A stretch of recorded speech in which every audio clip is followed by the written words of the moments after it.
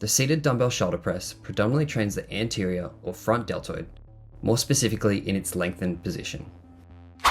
To set up, set the bench around 60 degrees. This is typically 1 or 2 notches down. Split squat the dumbbells up and place them onto your lap. Then use your knees to help get them into the start position. Position your upper arm at 30 to 45 degrees from your torso with your wrists matching this angle.